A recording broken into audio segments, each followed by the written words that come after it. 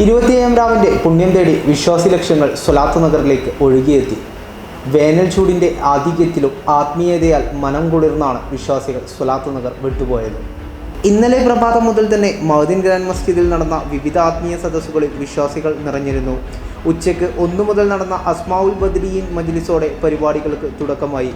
1 ലക്ഷം പേർ സംബന്ധിച്ച മെഗാ ഇഫ്താറും മഗ്രിബ്, ഇഷ, അവ്വാബീൻ, തസ്ബീഹ്, തറാവീഹ് നിസ്കാരങ്ങൾ പ്രധാന വേദിയിലും ഗ്രാൻഡ് മസ്ജിദിലും വിവിധ ഓഡിറ്റോറിയങ്ങളിലുമായി നടന്നു. സമസ്ത ഉപാധ്യക്ഷൻ സെയ്ദ് അലി ബഫക്കി തങ്ങളുടെ പ്രാരംഭ പ്രാർത്ഥനയോടെ തുടങ്ങിയ സമാപന പരിപാടികൾ ഇന്ത്യൻ ഗ്രാൻഡ് മുഫ്തി സുൽത്താനുൽ ഉലമ കാന്തപുരം AP അബൂബക്കർ മുസ്ലിയാർ ഉദ്ഘാടനം ചെയ്തു. സമസ്ത പ്രസിഡന്റ് E സുലൈമാൻ മുസ്ലിയാർ അധ്യക്ഷത വഹിച്ച ചടങ്ങിൽ മഅ്ദിൻ അക്കാദമി ചെയർമാൻ സെയ്ദ് ഇബ്രാഹിമുൽ ഖലീൽ അൽ ബുഖാരി പ്രതിജ്ഞയ്ക്കും സമാപന പ്രാർത്ഥനയ്ക്കും നേതൃത്വം നൽകി. ഭരണകൂടത്തിൻ്റെയും പോലീസിൻ്റെയും ഫയർഫോഴ്സിൻ്റെയും സഹകരണത്തോടെ നഗരിയിൽ 5555 വളണ്ടിയർ കോറിൻ്റെ പ്രവർത്തനവും അടിയന്തര ആവശ്യങ്ങൾക്കൊരുക്കിയ സൂപ്പർ സ്പെഷ്യാലിറ്റി ഇൻറ്റൻസീവ് കെയർ യൂണിറ്റും ഭിന്നശേഷിക്കാർക്കായി പ്രത്യേക സജ്ജീകരണങ്ങളും പ്രാർത്ഥനാ സമ്മേളനത്തിനെത്തിയ വിശ്വാസികൾക്ക് ഏറെ അനുഗ്രഹമായി.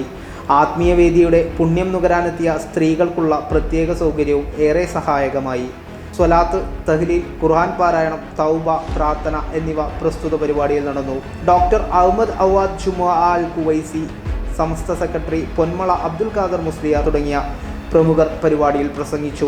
മഅ്ദിൻ അക്കാദമിയുടെ സംരംഭങ്ങൾ കൂടുതൽ ജനങ്ങളിലേക്ക് എത്തിക്കുന്നതിനും മഅ്ദിൻ കുടുംബാംഗങ്ങളുടെ വിവിധ ആവശ്യങ്ങൾ കാര്യക്ഷമമായി നിർവഹിക്കുന്നതിനുമായുള്ള ഫാമിലി ആപ്പ് പുറത്തിറങ്ങി. ആപ്പിൻ്റെ ലോഞ്ചിങ്ങും മഅ്ദിൻ ചെയർമാൻ സയ്യിദ് ഇബ്രാഹിമുൽ ഖലീൽ അൽ ബുഖാരി രചന നിർവഹിച്ച ഉള്ളാൾ തങ്ങളുടെ ഇംഗ്ലീഷിലുള്ള സമഗ്ര ജീവചരിത്രത്തിൻ്റെ പ്രകാശനവും സുൽത്താനുൽ ഉലമ കാന്തപുരം AP അബൂബക്കർ മുസ്ലിയാർ പ്രസ്തുത പരിപാടിയിൽ പ്രസിദ്ധീകരിച്ചു.